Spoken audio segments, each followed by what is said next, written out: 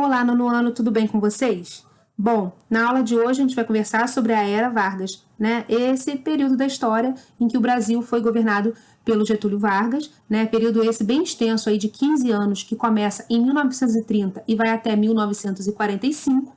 Mas para o nosso vídeo não ficar tão longo, eu vou conversar com vocês hoje sobre os dois primeiros governos do Vargas, né? De 1930 a 1934, a gente chama de governo provisório, e a partir de 34 até 37, a gente chama de governo constitucional.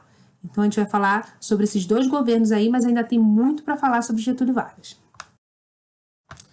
E para entender o que estava acontecendo no Brasil nesse período, nesse momento histórico, é importante a gente entender a década que antecedeu aí a entrada de Vargas no poder.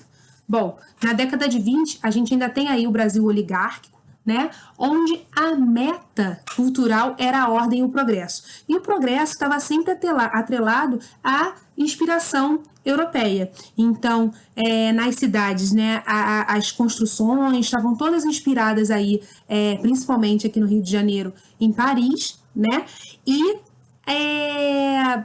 essa vitrine, né, que eles queriam colocar como meta da cultura, né, o estabelecimento dessas instituições, ela não condizia com a realidade econômica. Era a ausência de leis trabalhistas, era a exploração de mão de obra, eram baixos salários e a concentração do poder na mão, né, dos coronéis, né, com essa manipulação eleitoral que a gente já conversou, né, que a gente já estudou, que existiu ao longo aí da Primeira República. Então, é importante a gente situar a década de 20, conhecer a realidade socioeconômica, política do Brasil, para a gente entender, né, quais foram essas forças que apoiaram, né, a entrada do Vargas no poder.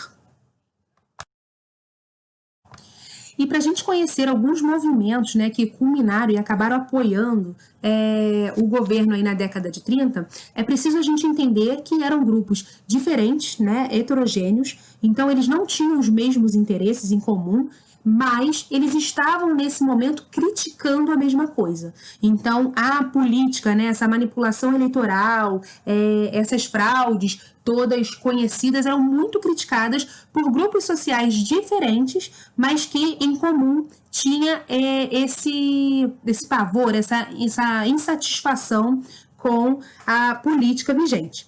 Então, foi nesse contexto que a gente vai falar inicialmente do modernismo, né? O modernismo e a valorização da cultura nacional. E foi no contexto do modernismo que, no início da década de 20, surgiu esse movimento, né, de artistas e intelectuais que queriam criar uma nova cultura nacional. Eles queriam estar conectados aí com grandes transformações das civilizações industriais. Para isso, eles queriam mostrar que uniriam, né, vanguardas artísticas europeias, mas colocando toques, né, brasileiros. Então, especialmente o expressionismo e o cubismo, né, como manifestações de cultura popular, eles sempre aqui no Brasil foram menosprezados pelas elites, né, pela elite do Brasil.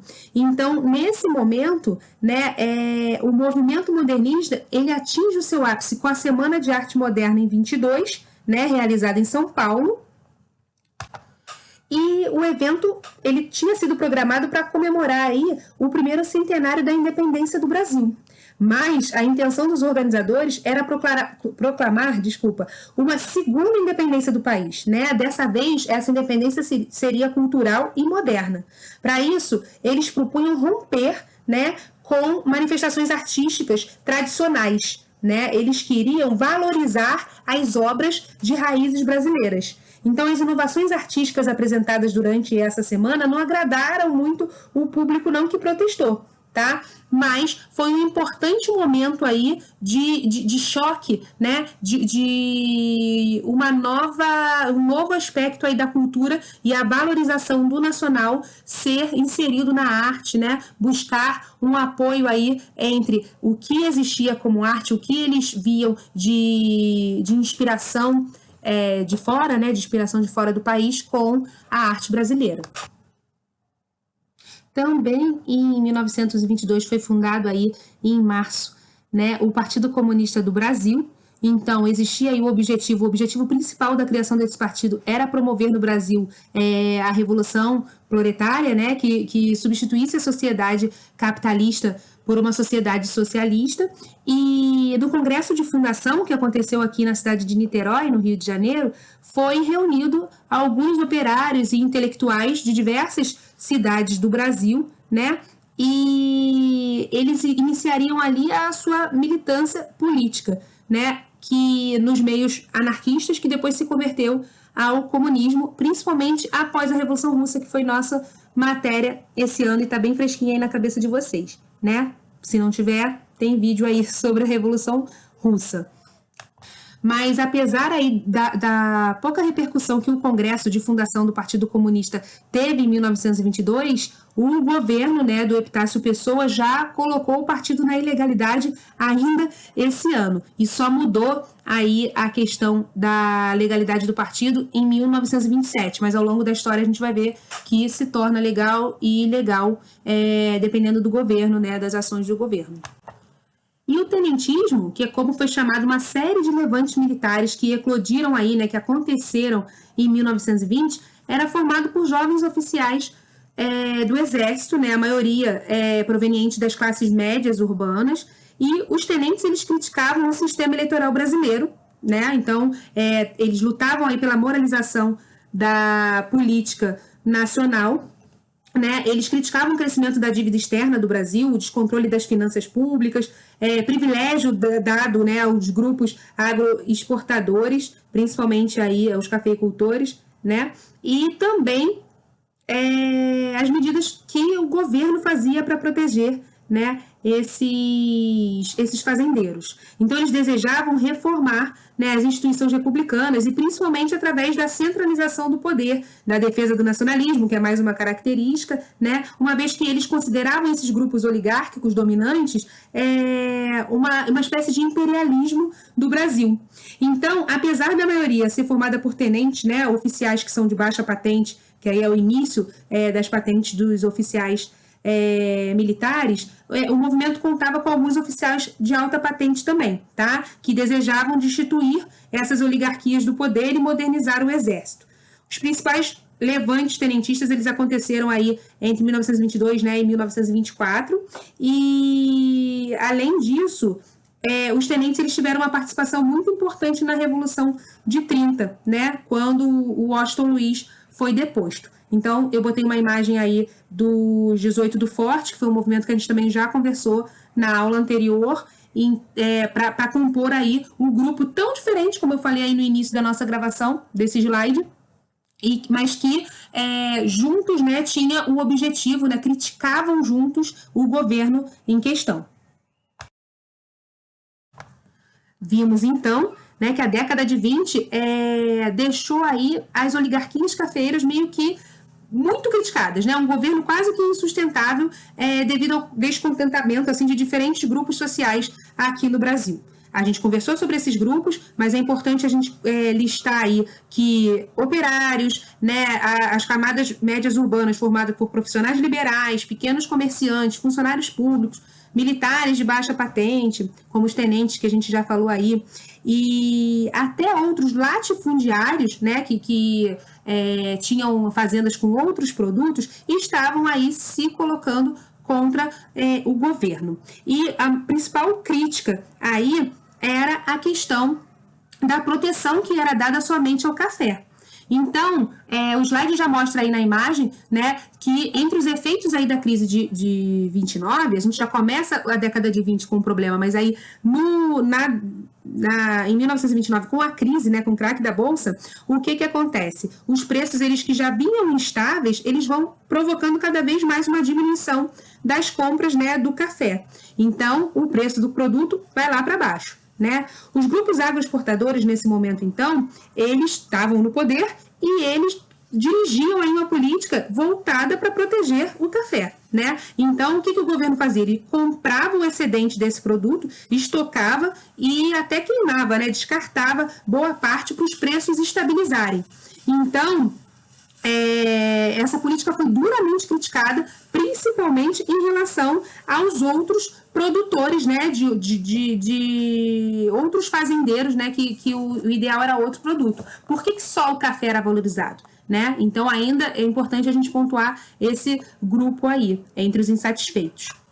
E em 1929, acaba aí o que a gente fala do Pacto do Café com Leite, que era aquela nomeação, hora de Minas, hora de São Paulo, para a presidência do Brasil. Na sucessão presidencial de 29, ocorre aí um desentendimento entre as oligarquias, né, de São Paulo e Minas Gerais, e aí os mineiros que estavam esperando a indicação do seu governador, o Antônio Marcos, eles se surpreendem aí com a nomeação por parte do Washington Luiz do Júlio Prestes, né, que na aula eu falei aí que é o paulista de Macaé. Ele é nascido no estado do Rio, mas ele é o governador de São Paulo. Então, ele é lançado, o Júlio Prestes é lançado como candidato oficial, e diante dessa, né, situação aí constrangedora, a oligarquia mineira se alia a Rio Grande do Sul e Paraíba, e forma o que a gente chama de Aliança Liberal. Essa aliança, ela vai lançar a candidatura, né, de oposição aí ao governo, oposição ao Júlio Prestes, vai lançar o Getúlio Vargas, né, que é do Rio Grande do Sul, para presidente, né, e o paraibano João Pessoa para vice-presidente. Tá? Esse grupo de oposição, ele recebe o apoio de militares, né, remanescentes do movimento tenentista, e eles também atraem aí a simpatia dos setores mais populares urbanos, como a gente já vem conversando bastante aí no início da aula. Então, em São Paulo, a Aliança Liberal, ela também se fortalece com o apoio do Partido Democrático, tá? Que ele tinha um partido bem recente que tinha sido criado em 1926, certo? Mas, como o governo tinha o controle ali da máquina eleitoral, né, a eleição foi vencida por quem? Júlio Prestes. Então, já lancei aí o spoilerzinho no último slide, né? O Júlio Prestes, ele que representava a continuação da política de valorização do café, ele é eleito, né? A Aliança Liberal, durante a eleição, questionava aí a atenção do governo apenas para um produto, existia aí essa preocupação em relação à valorização apenas do café, e essa vitória ela veio acompanhada aí de protestos, como vocês já imaginam, né? Os militares oposicionistas, eles começam a tramar aí um golpe contra o governo, né? Mas os líderes da Aliança Liberal, eles não querem recorrer às armas aí num primeiro momento. Mas tudo muda quando o João Pessoa ele é assassinado, né, em julho de 1930, e aí o movimento ganha ainda mais força. A gente já conversou em aula que esse assassinato não foi ligado exatamente à política, né, foi uma briga de bar, né, foi uma questão não ligada a isso, mas esse assassinato aflorou aí as questões políticas da mesma forma. Então, após a vitória de Júlio Prestes, como está escrito, o Vargas ele vai questionando o resultado, alega fraude e tudo mais. Os militares, sindicalistas, né, e alguns jornais, parte da imprensa, apoiam o golpe de Estado. Mas é importante a gente pensar que, apoiado aí pelos tenentes, né, e comandado aí pelo Vargas, a revolta teve início aí em Minas Gerais e Rio Grande do Sul. Tá? Mas ela vai se alastrando rapidamente pelo Brasil. Então, ela ganhou adeptos no Nordeste, né? E, pressionado, o Washington Luiz ele renuncia. E, no lugar dele, um grupo de militares ele assume provisoriamente a direção do Brasil, né? E em 3 de novembro, apoiado aí por vários setores populares, né? Pela maioria dos líderes aí dos movimentos, o Getúlio Vargas ele assume o poder.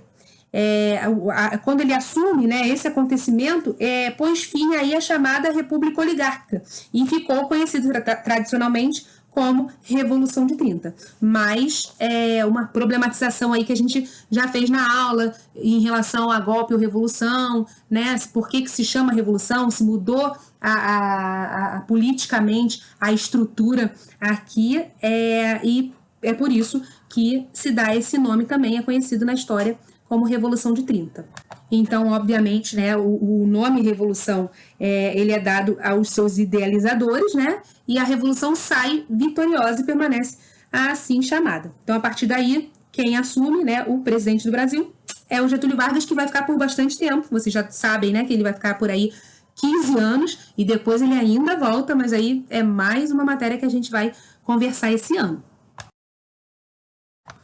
E aí inicia o governo provisório, né? O governo provisório, ele é instituído após a vitória, né, desse movimento, que era formada aí pelas elites estaduais que estavam contra a política do café com leite e pelos militares, né, que apoiam aí, que foram lideranças do tenentismo e estavam apoiando o Vargas a entrar no poder. Então, o Getúlio, ele busca governar mantendo um equilíbrio entre esses dois setores, né? E esse equilíbrio, ele quer, na verdade, valorizar, né, centralizar o poder, né, ter o controle aí de tudo e estabelecer um compromisso com essas forças que articularam a seu favor para a sua entrada, certo? Então, quando Vargas entra, ele busca essa centralização do poder, ele fecha o Congresso Nacional, ele fecha as Assembleias Legislativas estaduais e as câmaras municipais e passa a controlar os poderes executivos e legislativos através de decretos-leis. Bom, os decretos-leis, eles são lançados pelo presidente, né, ou pelo Congresso, né, mas no caso era o presidente, e tinha validade de lei. Então, com exceção de Minas Gerais, todos os governadores, né, de todos os outros estados foram substituídos por interventores federais, a maioria tenentes. Tá? E em 1932 ele decreta um novo Código Eleitoral, que estabelecia aí o voto secreto e o voto feminino. A gente já conversou que antes disso a Constituição não falava em voto feminino, né? Então a de 1932 vai falar pela primeira vez e ele busca aí valorizar a identidade nacional, né, dando aí a continuidade, né, o retorno e esse compromisso que ele tem com os diferentes grupos que colocaram ele no poder. Então, em seu governo vai ter a criação do Ministério da Educação e da Saúde, né, a capoeira ela vai se tornar patrimônio cultural e material, né, a política de perseguição ao samba é substituída pelo uso do samba como símbolo da nação e do governo, né, e também, durante o governo, vão ser reconhecidos direitos básicos para os trabalhadores. E o trabalhismo é uma das bases do governo Vargas, né? Ao criar leis trabalhistas que significaram uma conquista aí dos trabalhadores, ele exerce muita influência também sobre os sindicatos, né? Ele chega a ser conhecido como o pai dos pobres, com essa preocupação que ele tem em relação às leis e conquistas aí dessa população, mas ao mesmo tempo o Vargas alcança aí um papel muito importante dentro dos sindicatos, nomeando pessoas de sua confiança para saber o que está acontecendo também. E isso lá para frente vai significar proibições de greve, né? A gente ainda vai conversar sobre isso também. Mas é importante a gente citar algumas conquistas, né, que a Constituição trouxe na Justiça do Trabalho. Então, a regularização da jornada de trabalho em 8 horas, o salário mínimo, e isso são conquistas muito importantes, né, para os trabalhadores. E embora eu tenha até me adiantado falado aí um pouco das conquistas, é importante a gente ter em mente aí que nem tudo estava bom, né? Existia muita tensão ainda em relação, principalmente, ao governo provisório e os políticos paulistas, tá? Então, assim, o Partido Republicano Paulista, o PRP, ele não reconhece o governo revolucionário. Tá? E a situação ela só piora com a nomeação por parte de Vargas dos interventores estaduais. Então, as forças oligárquicas, né, que foram destituídas do poder em São Paulo, elas começam a se organizar e formam a Frente Única Paulista, né, que reunia aí as principais lideranças políticas do estado de São Paulo em torno de uma campanha constitucionalista, que reivindicava aí a volta da legalidade com uma Constituição. Então, vários protestos, né, acontecem na cidade de São Paulo, eles resultam aí em repressão pelas tropas do governo federal, né, estudantes, né, como Mário Martins, Miragaia, Adrauzio e Camargo, eles morrem no confronto e que inflamam ainda mais o movimento, e as iniciais desses estudantes, eles ficam aí marcados como símbolo, né, desse movimento também, MMDC, né? E os paulistas eles alegavam que estavam lutando contra uma ditadura, né? E exigiam aí respeito à Constituição. Então, em 9 de julho de 1932, após vários meses de agitação política, né, e manifestações de apoio popular, teve início, então, um movimento de revolta, né? A indústria paulista, ela rapidamente, ela se adaptou à produção de armamentos, né? E surpreende dessa forma o governo provisório. E apesar de bem mais equipada, né, até do que as tropas federais, como demonstram alguns documentos, a força pública paulista ela não resiste, tá? A campanha de Vargas. E aí fica bem claro isso também, porque o Vargas está reunindo forças de todo o Brasil. Então, após meses de luta, os paulistas eles são derrotados, mas, embora derrotados, eles acreditam que saíram vitoriosos também, porque atingiram seu principal objetivo, que é a convocação das eleições para uma Assembleia Constituinte. É por isso que a gente não liga muito para esse feriado, porque a gente é aqui do Rio, mas 9 de julho é feriado lá em São Paulo.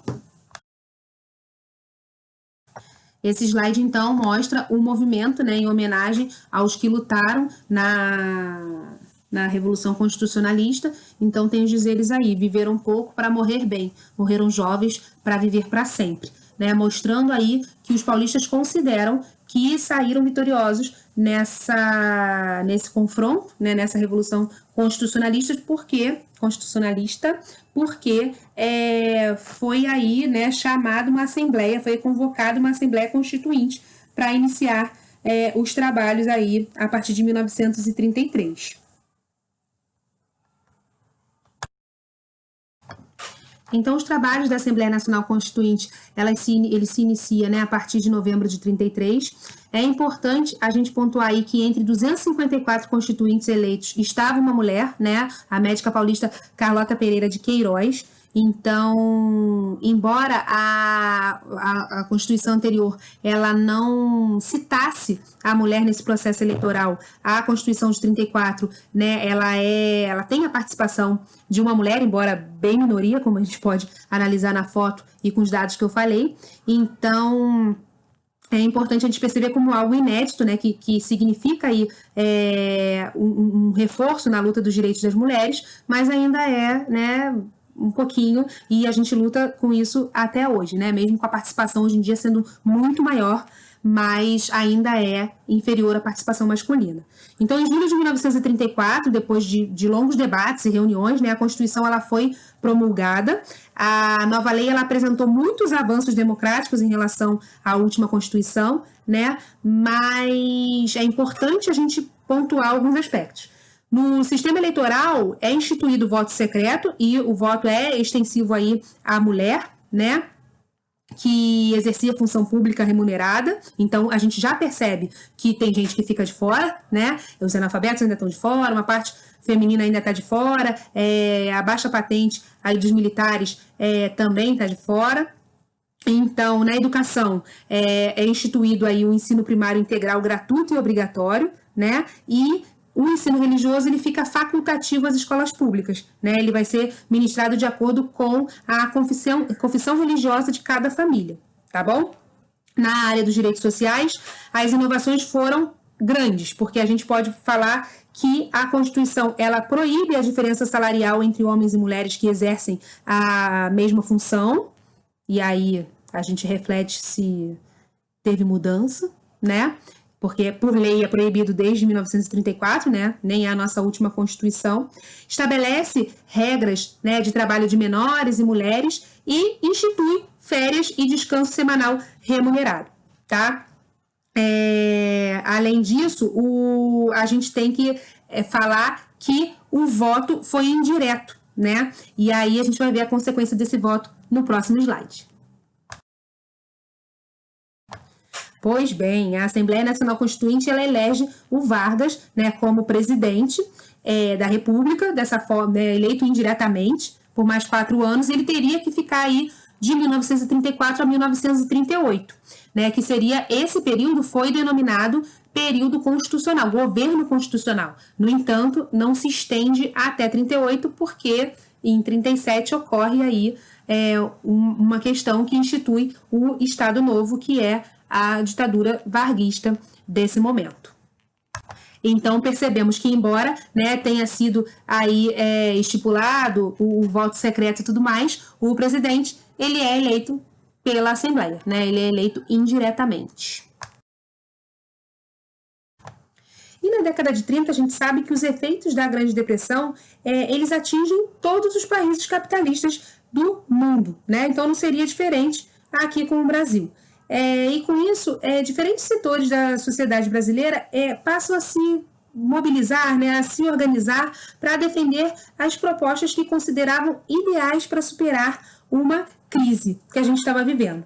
Então, entre esses grupos, eu vou destacar dois aí no slide, né, esses dois grupos do período constitucional, e o primeiro deles é a Ação Integralista Brasileira, também chamada de AIB.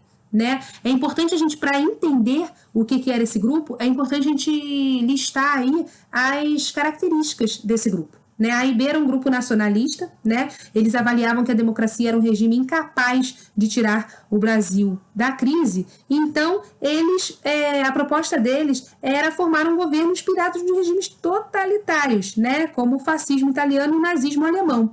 Então eles eram sobretudo contra o comunismo, né? Eles admiravam aí esses regimes autoritários que eu falei, eles pregavam o nacionalismo, né? E a censura.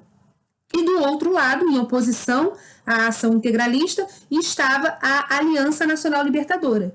Né? A Aliança Nacional Libertadora, também chamada de ANL, ela era totalmente contra, né, o integralismo, o avanço do nazismo e do fascismo. Então, ela tinha aí como proposta a nacionalização de empresas estrangeiras, a reforma agrária, né, o não pagamento da dívida externa, né, e um governo popular para o Brasil. Então, embora a aliança fosse dirigida pelo Partido Comunista, ela contava também com a participação de anarquistas, liberais e também socialistas. A ANL, ela defendia a formação de um governo popular, né, para garantir a liberdade dos cidadãos, a proteção de pequenas e médias propriedades, a nacionalização de empresas estrangeiras, como eu falei no último slide, o cancelamento da dívida externa e a reforma agrária.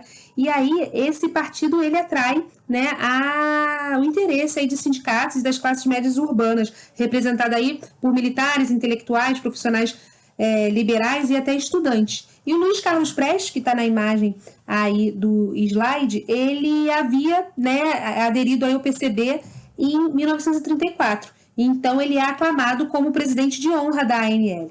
E em 1935, o Congresso ele aprova a Lei de Segurança Nacional, que definia que os crimes contra a ordem política, definia quais eram esses crimes, né, contra a ordem política nacional. Então, em julho de 1935, o governo decreta que a ANL era ilegal.